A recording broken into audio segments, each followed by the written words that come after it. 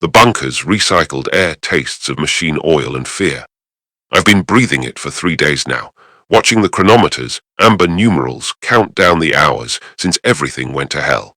72 hours since the first plague reports crackled through the Vox. 48 since the inner hive went silent. The Emperor protects, I tell myself, but his light feels distant in this tomb of reinforced rockcrete. My lasgun rests across my knees, its familiar weight a comfort against the madness above. 3 charge packs remain in my webbing, not enough for what I'm contemplating. The combat blade at my hip has never drawn blood, but I suspect that's about to change. My respirator mask hangs loose around my neck, the purification tablets scattered beside it like tiny prayers to the Omnissiah. The holopict flickers in my trembling hands. Lila's smile, radiant as the Emperor's light. Keisha perched on her mother's lap, gap-toothed grin showing where she lost her first tooth just last week. One standard week ago, when the worst of our worries was whether the administratum would approve my promotion to sergeant. The Voxcaster beside me hisses nothing but static. No word from command. No orders from the Astra Militarum. No blessed intervention from the Space Marines. Just the endless whisper of dead air and the knowledge that I'm the last of my squad. Hendrix, Lex and Talas, all gone topside when the screaming started. I haven't heard gunfire for 6 hours now. The decision crystallizes like ice in my gut. Orders be damned. The Emperor judges us by our deeds, not our obedience to mortal authority. Lila and Keisha are in the inner hive, 7 kilometers through a city that's become a horrid landscape of death. But they're alive. They have to be alive. I strap on my gear with the ritual habit of almost a decade's service. A lasgun, blessed by their Omnissiah's servants. Combat webbing loaded with what supplies remain. The portable Voxcaster, though its machine spirit seems to have abandoned it to the static. My hands shake as I seal the respirator over my face. Not from fear, I tell myself, but from the recycled air's toxins. The bunker's blast door cycles open with a pneumatic hiss that sounds like a dying breath. The smell hits me first, even through the respirator's filters. Sweet corruption, like overripe fruit left to rot in the summer heat, but underneath it's something else. Something wrong that makes my stomach clench and my soul recoil. The Emperor's light retreats from this place, leaving only the sick yellow glow of emergency lumens casting everything in the pallor of disease. Hendrix shambles toward me from the supply depot, and for a moment my heart leaps. Then I see what he's become. The plague has blessed him with gifts I cannot name. His PDF fatigues hang in tatters from a frame that's swollen grotesquely, pale flesh bulging through the gaps. Boils weep yellowish fluid down his cheeks. And his eyes, Emperor preserve me. His eyes still hold a spark of recognition as he reaches for me with fingers that have multiplied into writhing tendrils. Michael, he gurgles through a throat thick with corruption. Help me, my lasgun speaks before conscious thought can interfere. The Lars bolt takes him center mass, and he staggers but doesn't fall. Another shot, then another, until his blessed form collapses in a puddle of ichor that steams in the recycled air. I vomit into my respirator and have to tear it off, retching until my stomach empties itself of 3 days' worth of recycled rations. The smell of my own bile is almost a relief compared to the miasma that rolls through the undercity like a living thing. When I can breathe again, I look up at what was once the outer hive's factorum district. The overhead conduits weep. Not water, something thicker, more viscous, that forms stalactites of congealed filth. The normally sterile corridors are slick with organic growth, fungal masses that pulse with their own rhythm. In the distance, I can hear the endless dripping of unknown substances, and the wet, sliding sound of things that should not move. The Factorum complex looms ahead, its smokestacks silent for the first time in centuries. I have to go through it, the only path to the residential sectors where the transport links to the inner hive begin. My boots splash through puddles that reflect the sickly light, and I try not to think about what might be dissolved in the water. Inside the Prometheum refinery, I find them. The menial workers have become one with their machines, flesh fused with pipes and cogitators in ways that mock the blessed union of the Omnissiah's true servants. Arms melded with conveyor belts still move in the rhythm of long-dead production cycles. Faces emerge from instrument panels, their eyes clouded with cataracts, but still tracking my movement. A woman's torso protrudes from a processing tank, her mouth opening and closing as if she's trying to speak through the gurgling fluid that fills her lungs. I edge around them, knowing that my movement might trigger some response, some muscle memory from their mortal lives. The Emperor's mercy, they don't react to my presence, lost in whatever dreams the plague has given them. The Juvenat facility is worse. Children and their care serfs writhe together in a mass of interconnected flesh, their small forms blessed with gifts that turn my soul to ice. They've grown together, dozens of them, into something that resembles a vast flower of human tissue. Their faces emerge from the mass at random intervals, mouths opening in silent screams or laughter. I can't tell which. One of them, a girl perhaps Keisha's age, turns her head toward me. Her eyes are milky white, but she smiles with perfect innocence. "Papa," she whispers. "Papa, are you here to play?" I run. The supply depot offers temporary sanctuary, its reinforced walls providing some barrier against the madness outside. But the plague bearers have followed my scent, or my warmth, or perhaps just the sound of my ragged breathing. They cluster around the entrance, shambling forms that were once PDF troopers, factory workers, menial laborers. They retain fragments of their former selves, enough to operate simple machinery, to remember patrol routes, to cluster around sources of heat and movement. I count them through the window. 15, maybe 20. Too many for a frontal assault with my remaining charge packs. But they're slow, predictable. The plague has blessed them with persistence, but taken their tactical awareness. The service tunnels offer another route, maintenance shafts, that connect the depot to the main thoroughfare. I crawl through darkness, thick with spores that make my lungs burn, even through the respirator. Behind me, I can hear them pounding on the depot's walls with methodical patience. When I emerge 3 blocks away, I'm not alone. "You're PDF." The voice comes from the shadows of a collapsed hab block. A woman steps out, a bolt pistol steady in her grip. Behind her, 2 other figures, a ganger with ritual scarification covering half his face, and a pale clerk clutching a data slate like a holy relic. "Cassia," she introduces herself, lowering the weapon slightly.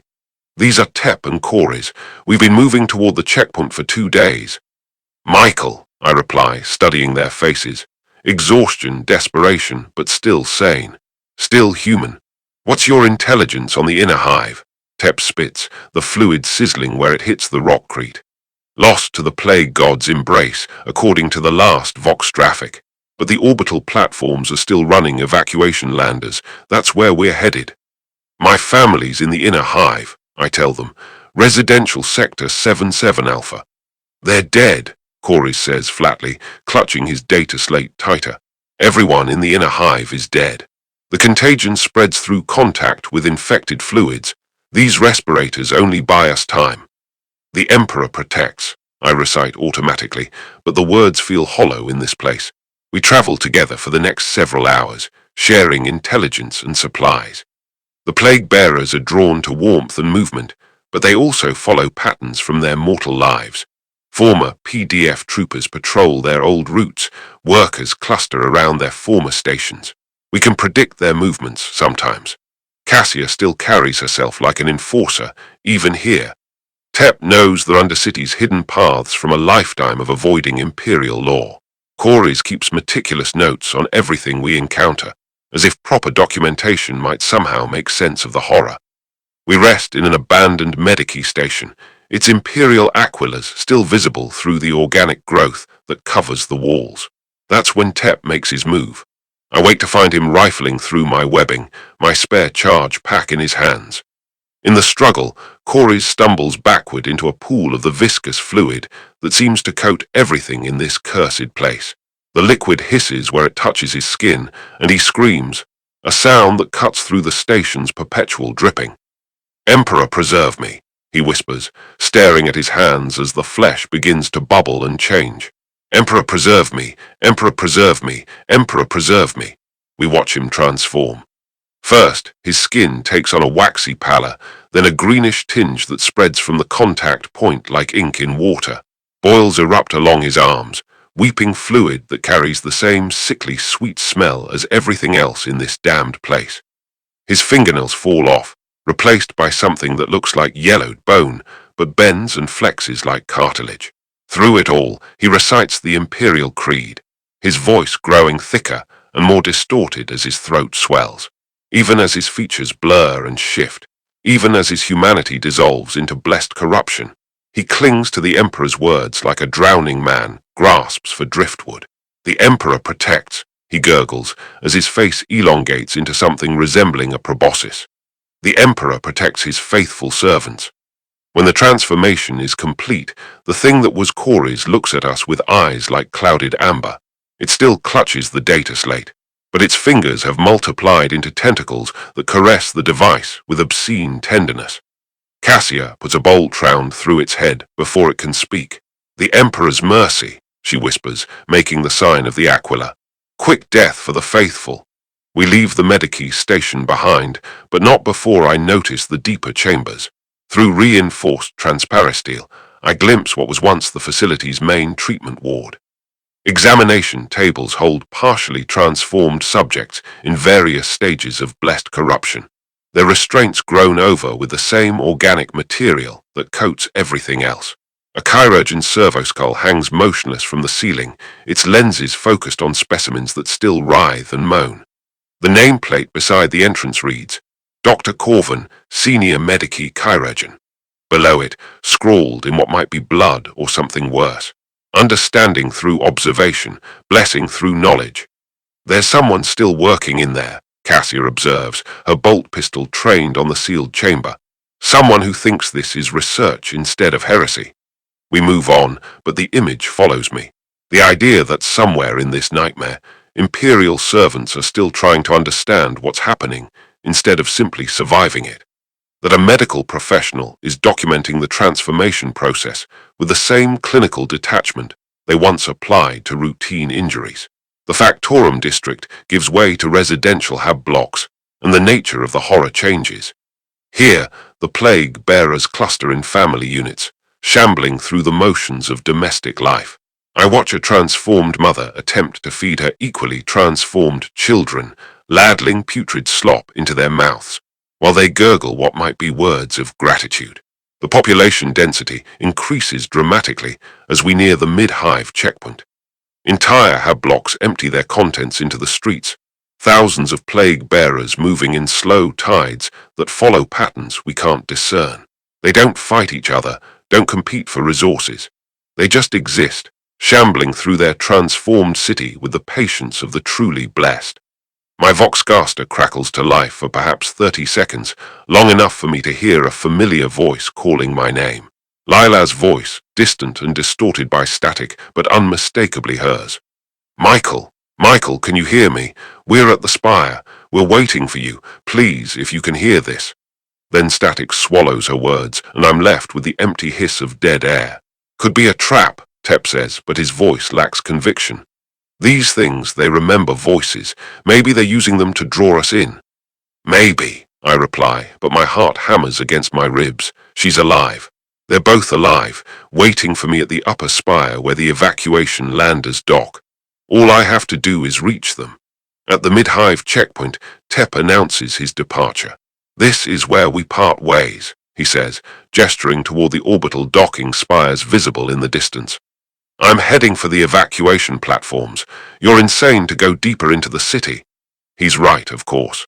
The sensible choice is to abandon my family and save myself. But I think of Keisha's gap-toothed smile, of the way she runs to me when I return from duty, of the promises I made to protect them both. The Emperor judges us by our deeds, I tell him. He shrugs and disappears into the maze of service tunnels that lead to the spire bases. Cassia studies the checkpoint ahead of us, a reinforced barrier that once marked the boundary between the outer and mid-hive sectors. PDF barricades and weapon emplacements suggest this is where the loyal garrison made their final stand against the plague tide. I'm going with you, she says finally. An Arbites enforcer doesn't abandon her post, even when the post is a lost cause. PDF troopers lie where they fell, their weapons still trained on the approach from the outer hive. Some show signs of the plague's blessing, but others appear to have died clean.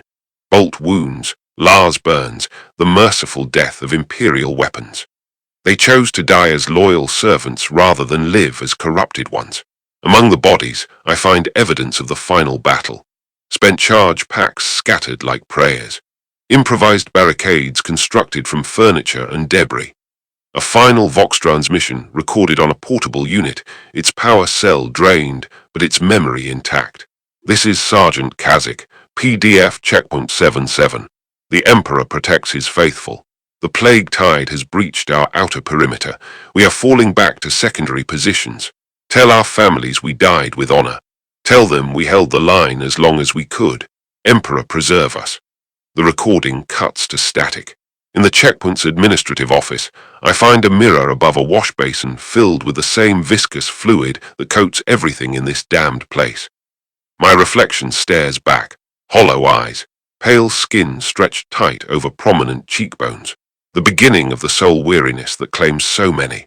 But I'm still human, still sane, still driven by love and duty instead of blessed corruption. The threshold between the outer and mid-hive yawns before me like a mouth. Beyond it, the diseased miasma grows thicker, more oppressive. The stench of corruption makes my eyes water even through the respirator's filters. Shambling figures move in the thousands, a tide of transformed humanity that flows through streets once proud of their imperial heritage. I step through the checkpoint, and the sound of my boots on rockcrete echoes in the diseased air. Somewhere ahead, past the residential maze and the commercial sectors, the inner hive waits. My family waits. The promise of reunion or the certainty of damnation, I can no longer tell which. A child's plaything lies abandoned in the street ahead, a small stuffed animal with button eyes and synthetic fur. It's identical to the one Keisha sleeps with every night, the one she named Corporal Fuzzy after my rank. The same blue fabric, the same worn patches where small fingers have gripped it during nightmares. The toy is covered in the same retching slime that coats everything here, but underneath the corruption I can see the manufacturer's tag.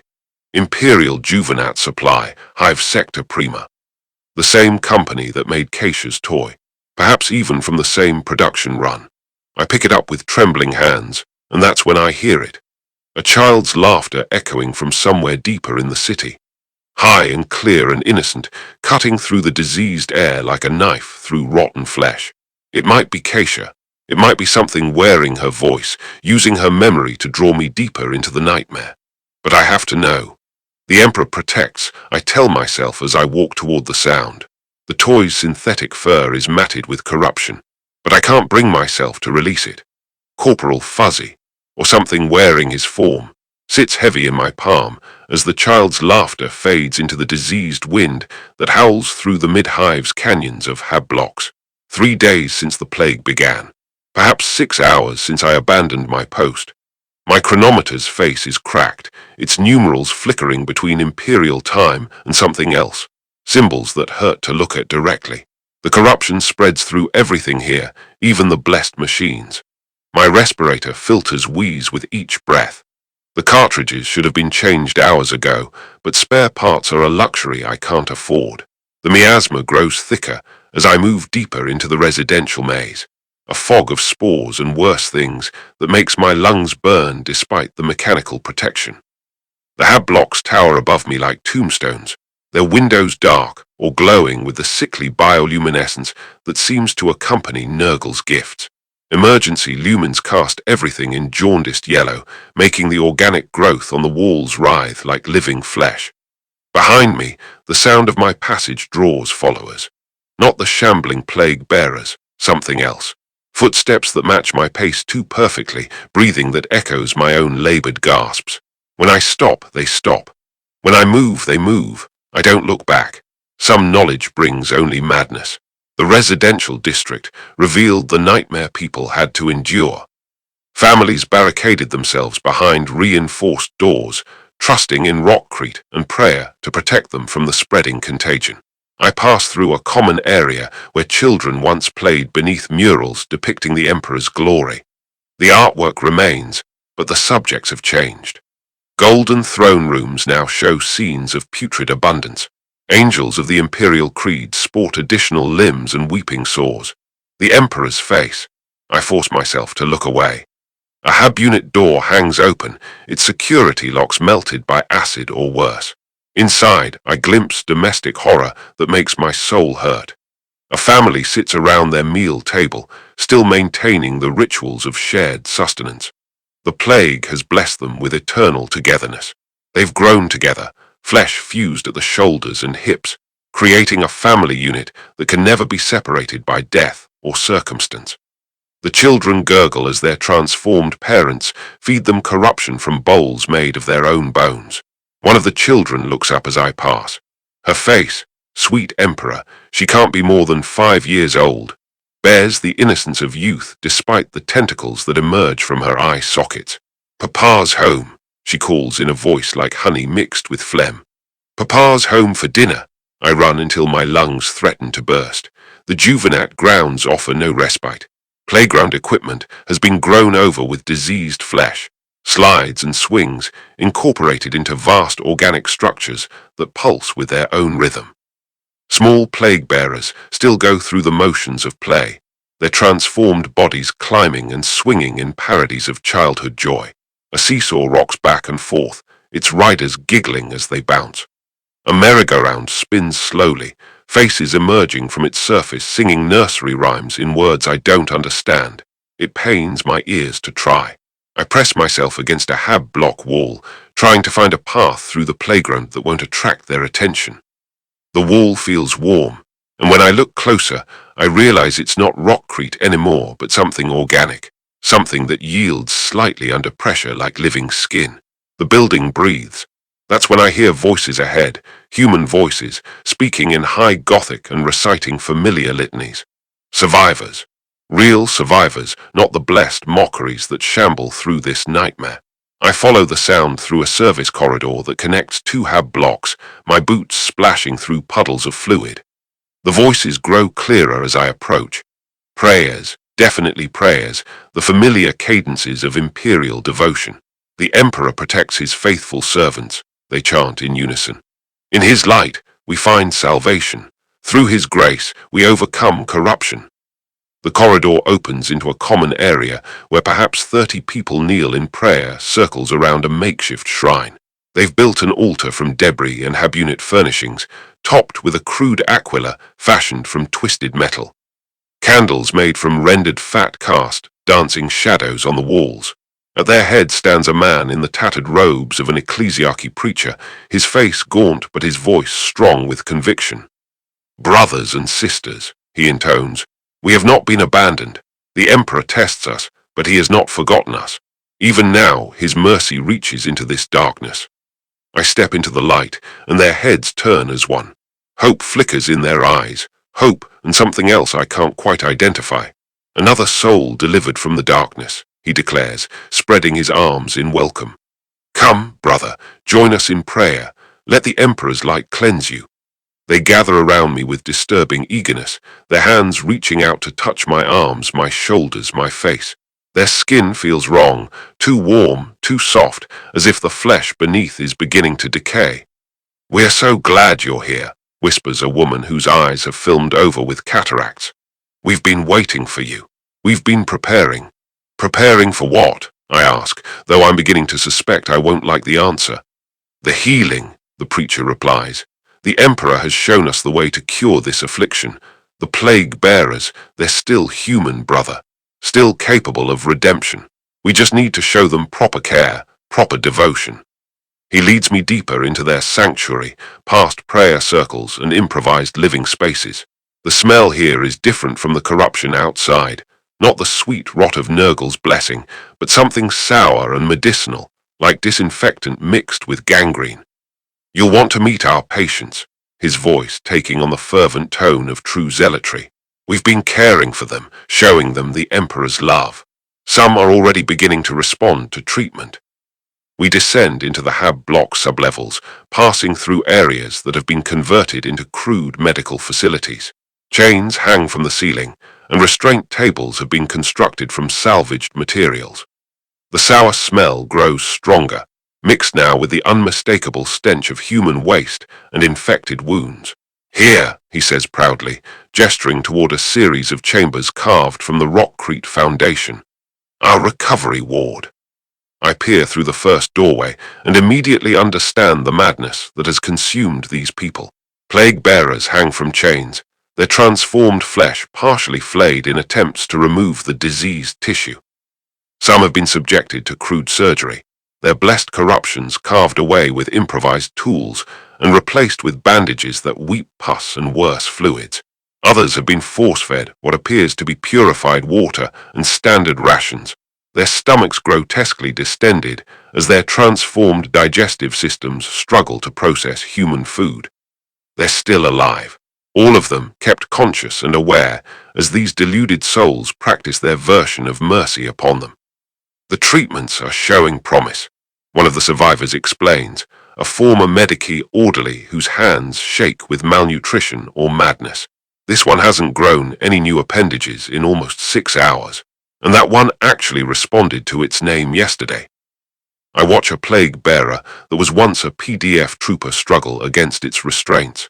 Its face has elongated into something resembling a snout, and its eyes weep constant tears of yellowish fluid. But when the orderly speaks to it, something flickers in those corrupted features. Recognition, perhaps, or simply pain. It's still human, the orderly insists. Can't you see? The soul remains trapped beneath the flesh. We just need to free it. Brother, the preacher exclaims as he places a hand on my shoulder, and I have to resist the urge to shrug it off. Will you help us? Will you join our work of salvation? I look around at their faces, earnest, hopeful, completely mad. They've created their own private hell and convinced themselves it's paradise. In their desperation to maintain some semblance of humanity, they've lost it entirely. I need time to consider, I lie. The Emperor's will is not always immediately clear. Of course, the preacher nods sagely. Prayer and contemplation, essential for any servant of the throne, will prepare a place for you in our dormitory. They lead me to a sleeping alcove furnished with a thin mattress and a blanket that smells of disinfectant. The walls are covered with devotional texts, verses from the Imperial Creed mixed with handwritten interpretations that make my skin crawl. According to these writings, the plague is not corruption, but blessing, the transformation not damnation, but evolution toward divine perfection. I wait until their prayers resume, then slip out through a service hatch I noticed during the tour. Their chanting follows me through the ventilation shafts, growing more frenzied as they work themselves into religious ecstasy. Somewhere in the depths of their sanctuary, the chained plague bearers moan in response, their corrupted voices adding harmony to the human hymns. The sound follows me long after I emerge into the street above. Exhaustion weighs on me like a physical thing. 3 days without proper rest, existing on adrenaline and desperation, and the fading hope that my family still lives. The chronometer on my wrist shows impossible numbers, time flowing backward or sideways, or in directions that have no name. I find shelter in an abandoned transport depot, its loading bays empty of everything except the organic growth that covers every surface in this cursed place. My reflection in the depot's grimy windows shows a man I barely recognize. Hollow cheeks, sunken eyes, the pallor of someone who's breathed too much corrupted air. When did I start to look like a corpse? Sleep brings no peace. Dreams and memories tangle together until I can't tell past from present, hope from nightmare. I'm holding Keisha as a newborn, her tiny fingers wrapped around mine, while outside the birthing chamber plague bearers shamble past in endless procession. I'm dancing with Lila at our wedding, her dress white as purity itself, while the guests transform around us into blessed horrors that applaud with hands that have multiplied into obscene clusters. The matrimonial chapel, where we exchanged vows, appears in perfect detail. Golden aquilars gleaming on the walls, incense burning sweet and clean, the priest's voice raised in benediction. But when I turn to kiss my bride, her face has become a mass of writhing tentacles that caress my cheek with impossible gentleness. "Till death do us part," she whispers through a throat that gurgles with corruption. "Till death do us part, my love." I wake screaming and find that I'm not alone. A figure sits in the corner of the depot, barely visible in the sickly light that filters through the windows. Human-shaped but wrong in ways that make my eyes water when I try to focus on the details. It might be wearing the uniform of a tech adept, or the robes might have grown into its flesh. I can't tell which. "You seek the Vox network," it says in a voice like grinding machinery. "The great communication, the blessed signal that connects all things." I reach for my lasgun, but my hands won't obey the command. The air around the figure shimmers with interference that makes my vision blur and my thoughts scatter like startled birds. "I can show you," it continues, rising from the shadows with movements that suggest too many joints in places where joints shouldn't be. "I can show you where they are, your family, your precious flesh bonds, but first you must help me complete the work." "What work?" I manage to ask through lips that feel numb and swollen. "The great Vox network, the signal that reaches from here to the throne itself. But it needs components, organic components, a nervous system to carry the blessed information." It gestures toward the depot's far wall, and I see what I missed in the darkness. Vox equipment, jury-rigged with cables that pulse like arteries, connected to tanks filled with floating brains and spinal columns. The machine spirits have been replaced with human consciousness, trapped and tortured into service as living components. "Your family calls to you," the tech adept says, and suddenly the Vox network crackles to life. Lila's voice emerges from speakers made of carved bone, her words distorted but unmistakably hers. "Michael, Michael, where are you?" Keisha keeps asking for her papa. "Please, we're at the spire. We're waiting for you." But the ships won't wait much longer. My heart hammers against my ribs. She's alive. They're both alive, waiting for me at the evacuation platforms. All I have to do is reach them. "But first," the tech adept says, producing instruments that gleam with surgical sharpness, "you must join the network. Your consciousness added to the great work. Your nervous system wired into the blessed communication." The tools move toward me, and I realize that whatever this thing once was, it's no longer entirely human. The plague has blessed it with gifts that transcend flesh, transforming it into something that exists as much in the machine realm as the physical world. I roll backward, grabbing a piece of debris from the depot floor. The improvised weapon passes through the tech adept's form like smoke, but the motion breaks whatever hold it had on my muscles. My lasgun comes up, and I fire without conscious thought. The Lars bolt illuminates the creature's true form for a split second, a writhing mass of cables and corrupted flesh that extends into dimensions I can't perceive. Then the light fades, and it's gone, leaving only the echo of mechanical laughter and the stench of burned electronics. The Vox network falls silent. I flee the depot, my legs shaking with exhaustion and something deeper, the bone-deep weariness that comes from witnessing too much horror in too short a time. Behind me, the building writhes with electrical fire as the jury-rigged equipment overloads. But the flames burn in colors that shouldn't exist and cast shadows that move independently of their sources. The residential district stretches ahead, kilometers of hab blocks between me and the inner hive proper. My family's sector lies somewhere beyond, assuming they haven't already evacuated to the spire platforms, assuming they're still alive, assuming any of this is real and not just the fevered dreams of a mind pushed beyond its breaking point. The streets grow familiar as I near my own district. Here's the food vendor's stall where Keisha always begged for sweetmeats, its awning now grown over with fungal masses that drip acidic sap. There's the ecclesiarchy shrine where Lila prayed every sanguinala, its golden aquila transformed into something with too many wings and eyes that weep tears of light. The plague bearers here move with more purpose, following patterns that suggest they retain fragments of their mortal routines. A former preacher shambles between the corrupted shrines, his mouth opening and closing in silent sermons. A group of transformed children play in the street, They're games involving activities that would have been impossible with merely human anatomy. They ignore me as I pass, lost in their blessed existence. But I can feel their attention like a weight on my shoulders.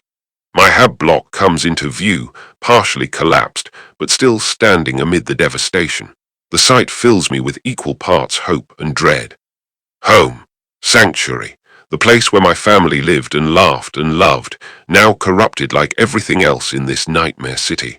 A mass of plague bearers blocks the entrance, perhaps 50 of them clustered around the main portal. Among them, I recognize shapes that were once neighbors. Mrs. Hendel from the floor above, always complaining about noise from our hab unit. Young Tamars from the floor below, who helped me repair our cogitator last month.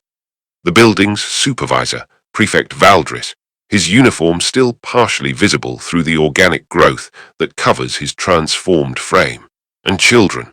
Sweet Emperor, there are children among them, their small forms twisted by the plague, but still retaining horrible echoes of the innocence they once possessed.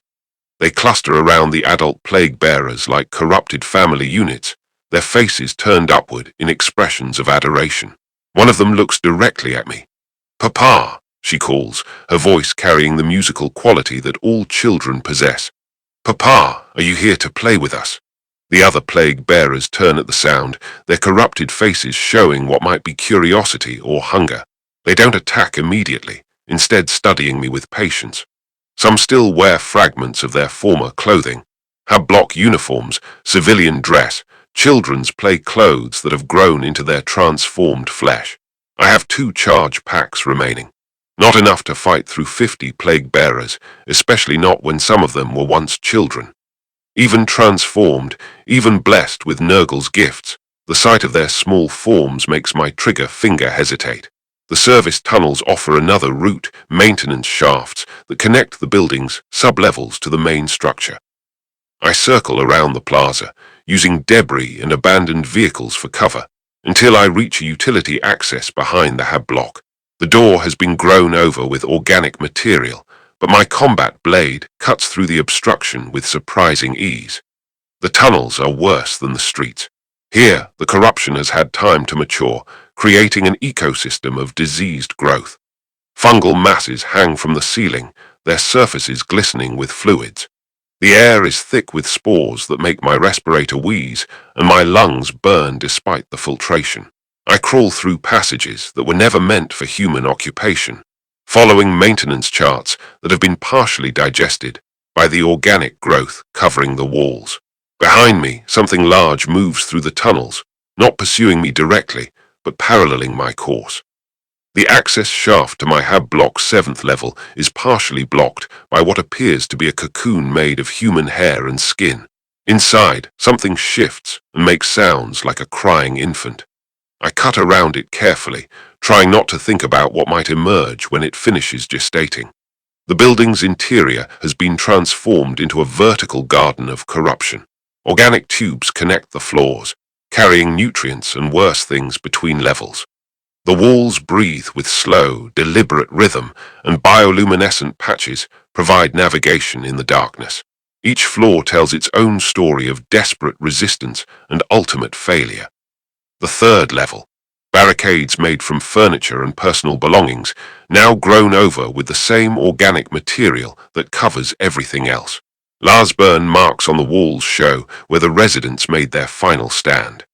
The 5th level, evidence of a more organized defense, including improvised weapons and what appears to be a field medical station.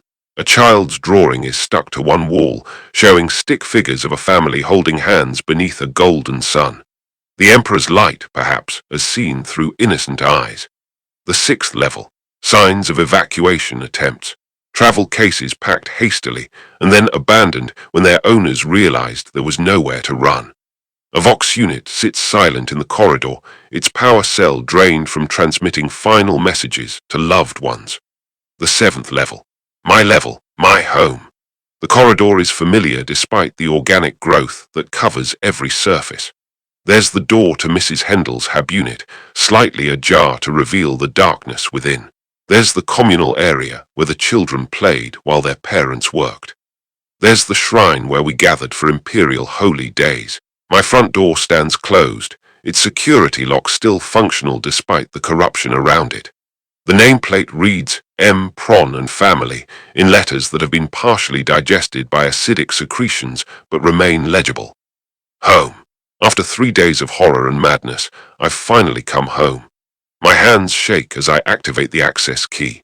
The door cycles open with a familiar pneumatic hiss, revealing the hab unit where my family lived and loved, and empty. The main chamber shows signs of hasty packing. Furniture has been barricaded against the transparent steel windows, creating defensive positions that were never used. Personal belongings are scattered across the floor, some packed for evacuation, others left behind in the rush to escape. But no bodies, no signs of transformation, no evidence that the plague reached this hab unit before its occupants fled. I follow a trail of clues through our living space like a detective investigating a crime scene.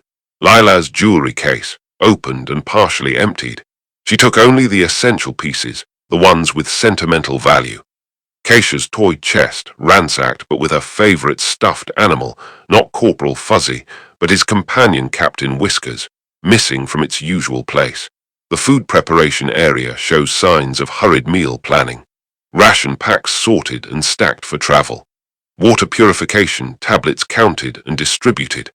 Lila was always methodical, even in crisis. Even facing the end of the world, she would have made lists and checked them twice. Keisha's sleeping alcove breaks my heart.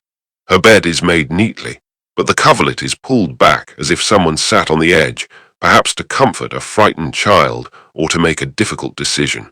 Her toy ship sits on the nightstand, its small Imperial Aquila bright and untarnished. On her pillow, I find a note written in crayon with the careful letters of a 6-year-old learning to write. Papa, we went to the big ship. Mama says you will find us. I love you, Papa. Love, Keisha. The words blur as tears I didn't know I was capable of shedding run down my cheeks. She's alive. They're both alive, evacuated to the upper spire where the orbital platforms dock with vessels bound for safer worlds. All I have to do is reach them. But first, I need to understand what happened here. Lila's personal data slate sits on our shared sleeping area, its power cell almost drained but still functional. The last entries tell the story of our family's final hours. Day 1. Reports of plague outbreak in the outer hive. PDF has established quarantine perimeters. Michael is on duty at the command bunker. Keisha asks why Papa can't come home. How do I explain war to a 6-year-old? Day 2. Vox communication with the outer hive has been lost. No word from Michael.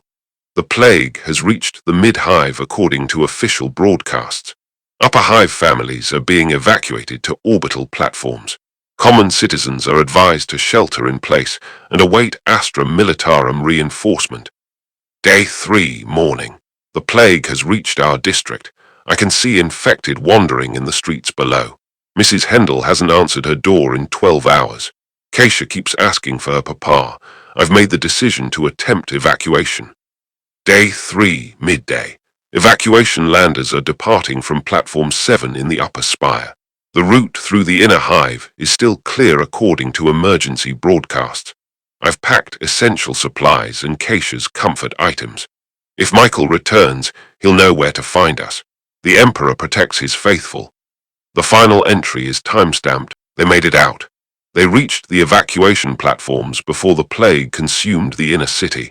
Lila's methodical planning and decisive action saved them both while I was still cowering in the command bunker, following orders like a dutiful soldier. But the evacuation platforms are in the upper spire, past the inner hive and the administrative sectors where the noble houses maintain their palaces.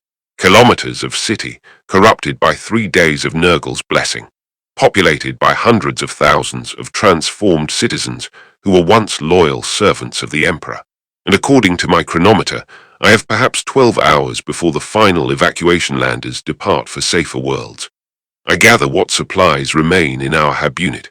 A few ration packs, water purification tablets, a spare power cell for my Voxcaster. In our closet, I find Lila's prayer book, its pages filled with devotional verses and personal meditations. On the final page, she's written, "For Michael, with love eternal. The Emperor protects those who serve with faithful hearts. The book goes into my webbing beside the child's toy I found in the street. Talismans against the darkness, reminders of what I'm fighting to preserve. A sound from the corridor makes me freeze. Footsteps, too regular to belong to plague bearers, but too heavy for standard human movement. Through the transparent steel panel beside our door, I glimpse a figure in power armor, its design unfamiliar, but clearly of Imperial origin. Space Marine. Impossible. The Adeptus Astartes wouldn't be conducting individual patrols through a corrupted hive city. But the armor is too sophisticated for PDF or even Astra Militarum standard issue. The figure stops directly outside our door, and I hear the whir of servo motors and the hiss of atmospheric recycling systems. When it speaks, the voice is distorted by Vox Grill, but unmistakably human. Imperial citizen, you are in violation of quarantine protocols. Submit to decontamination procedures or face summary execution for violation of the Plague Edict.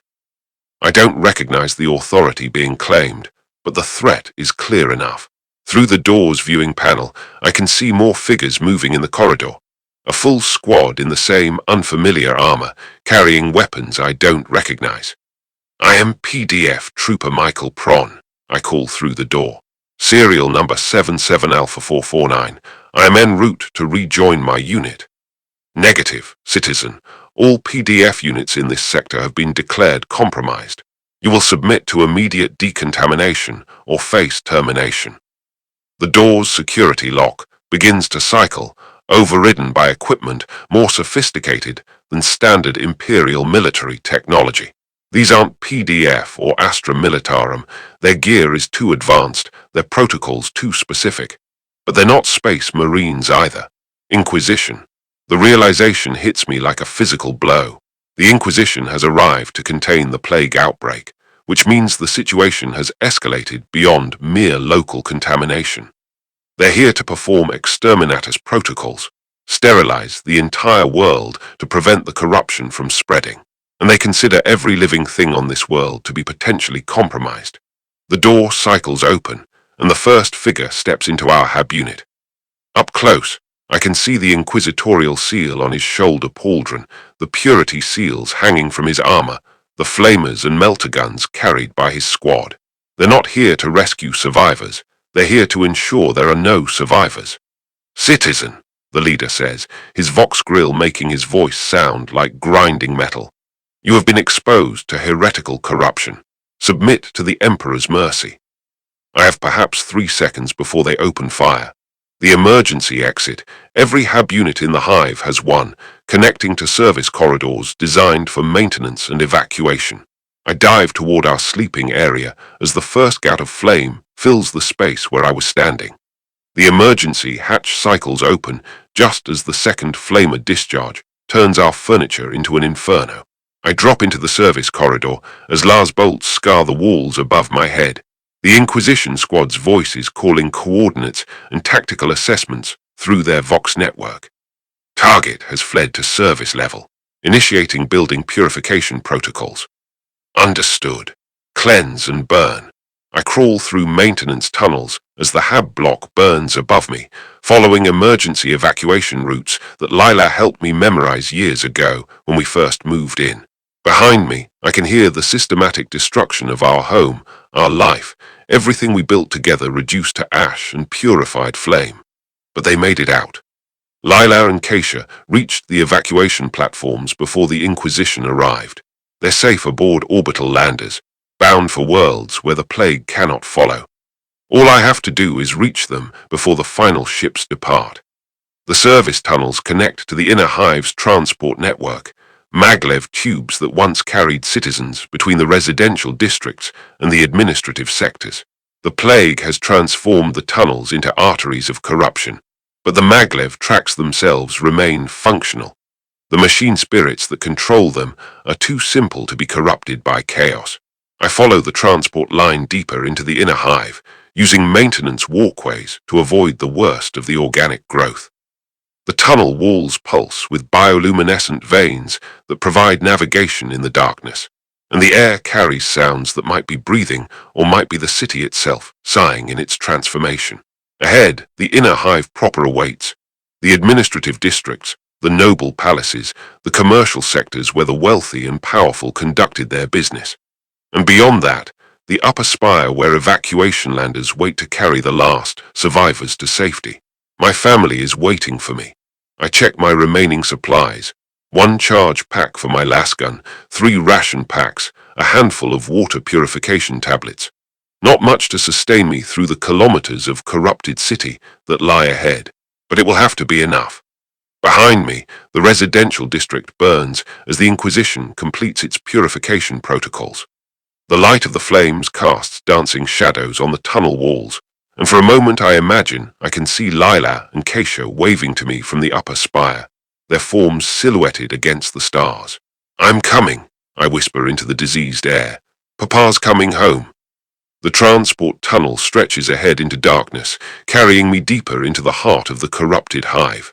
Somewhere beyond the horror and madness, beyond the plague bearers and the Inquisition's flames, my family waits for me. The transport tunnel breathes around me like the throat of some massive beast. Bioluminescent veins pulse in the walls, casting everything in sickly green light that makes my shadow dance like a living thing. My chronometer shows impossible numbers again. Time moves differently in the plague city, flowing backward or sideways, or in spirals that make my head throb. But by my count, 8 hours remain before the final evacuation landers depart Platform 7 in the upper spire. 8 hours to cover the distance between the residential maze and the administrative heart of the hive city, to climb from the depths where common citizens lived and died to the heights where the nobility maintained their palaces. 8 hours to reach my family before the Inquisition completes its exterminatus protocols and reduces this world to sterile ash. The maglev track stretches ahead into darkness, its rails still humming with power despite the corruption that coats everything else. I follow the maintenance walkway beside the track, continuing to endure the same corrupt air and foul landscape. Something moves in the tunnel ahead, not the shambling gait of plague bearers, but the smooth glide of maglev transport. A maintenance car approaches, its headlamp cutting through the diseased fog. I press myself against the tunnel wall as it passes, catching a glimpse of the operator through the transparent steel windscreen. Human. Still human or close enough to pass for it. The figure wears the uniform of a transport technician, though the fabric has grown into its flesh in places. When it turns its head toward me, I see eyes that gleam with intelligence. Corrupted intelligence, but intelligence nonetheless. The car stops. "Passenger," it calls through a vox grill thick with organic growth. "Destination." I step into the light, my lasgun ready but not raised. The creature studies me with those gleaming eyes, its head cocked at an angle that suggests too many vertebrae in its neck. "Upper spire," I reply. "Platform 7. "Ah," it says, and something that might be a smile spreads across features that shift and flow like heated wax. "The evacuation platforms, the final flights to freedom. But the price has changed, passenger, the currency of flesh and soul." The maintenance car's passenger compartment cycles open, revealing seats that have been modified with restraints and surgical apparatus. This isn't transportation, it's a mobile laboratory designed to study the transformation process during transit. "No thank you," I say, raising my lasgun. The creature laughs, a sound like steam escaping from broken pipes. "Then you walk, passenger, through the administrative districts where the nobles play their games of transformation, through the commercial sectors where the merchants trade in blessed corruption, through the security barriers where the arbitrators have become judges of a different kind of law."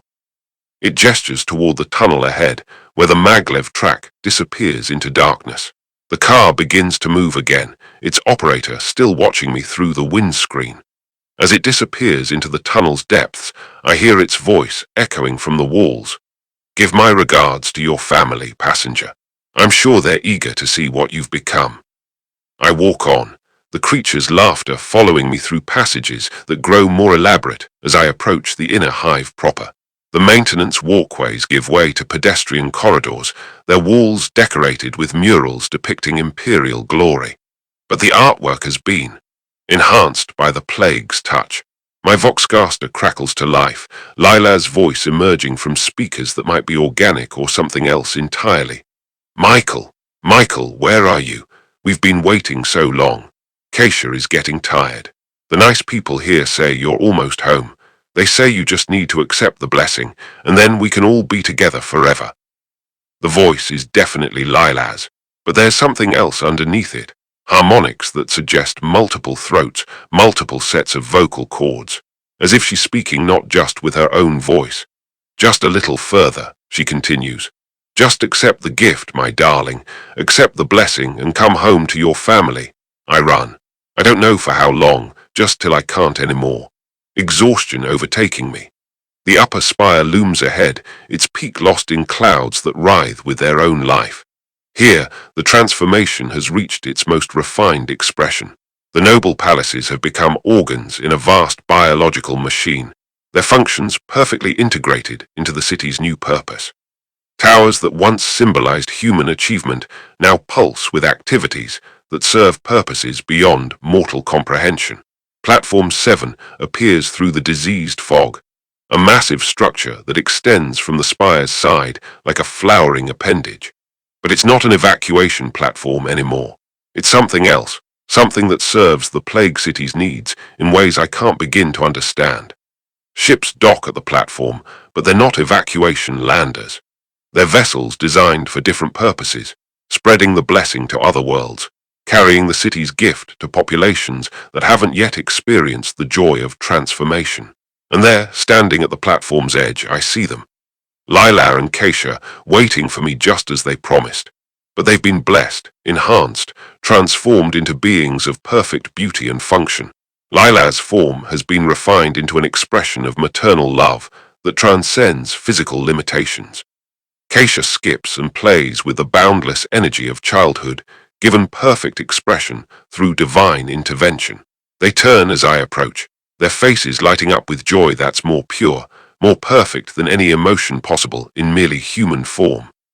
Papa, Keisha calls, running toward me on legs that move in impossible directions but somehow carry her with perfect grace. Papa, you're home. Her laughter echoes from directions that don't correspond to her visible location, a sound like music played on instruments made from crystallized joy. Michael, Lila says, her voice carrying harmonics that speak directly to my soul. We've been waiting for you. We knew you'd come. We knew you'd accept the blessing and join us in perfection. She approaches with movements that suggest she exists as much as a concept of love as a physical being. When she touches my face, her hand feels like every gentle caress she's ever given me, every moment of tenderness compressed into a single gesture.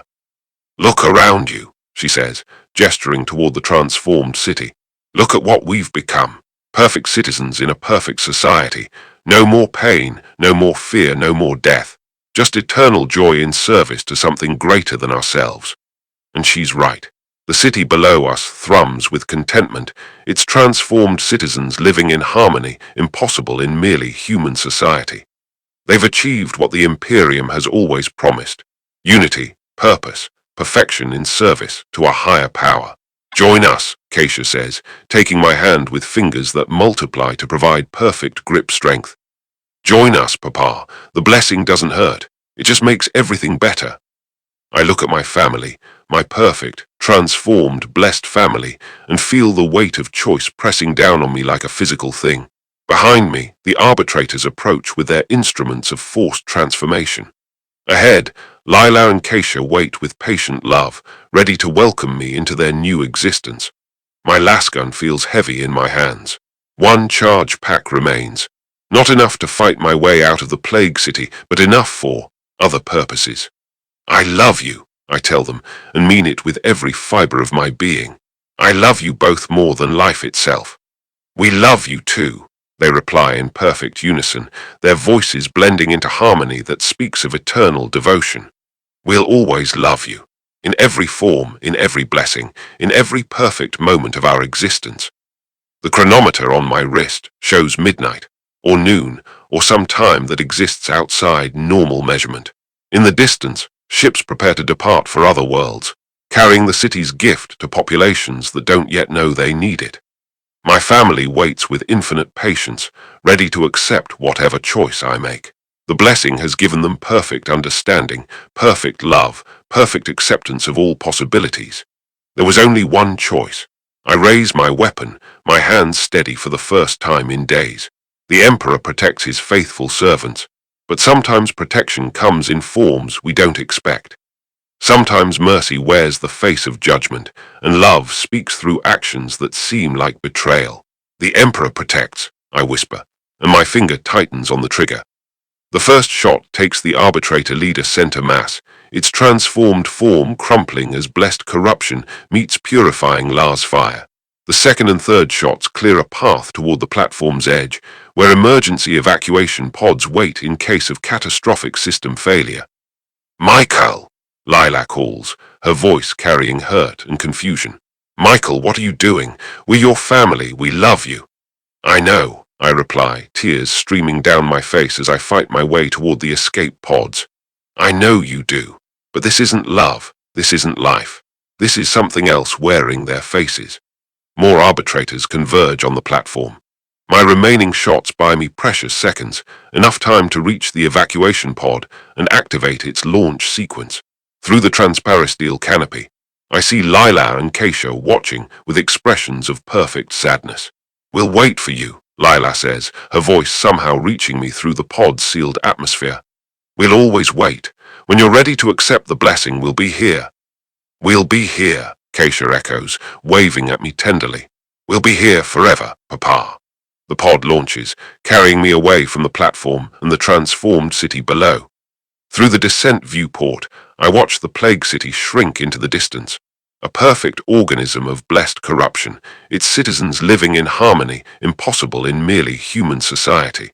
But as the pod falls toward the wasteland beyond the hive, I notice something else. Other cities on the horizon, their lights flickering with the same sickly bioluminescence. The blessing hasn't been contained to a single location. It's spreading, transforming the entire world into something new. And in the void above, I glimpse the shapes of Inquisition vessels preparing for exterminatus.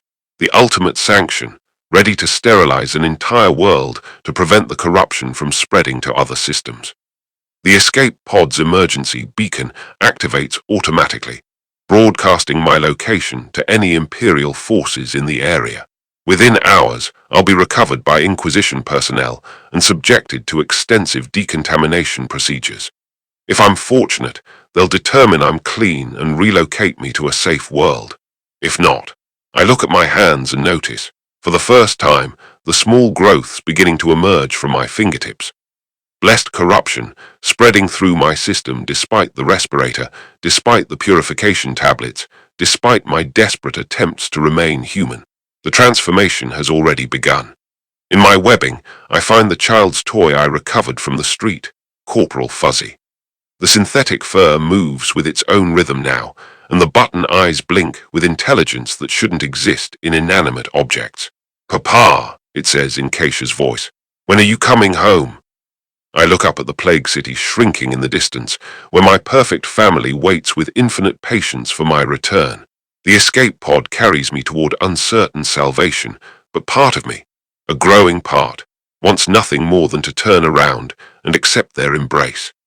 The toy in my hands whispers lullabies in voices I recognize, promising reunion in forms I can't imagine.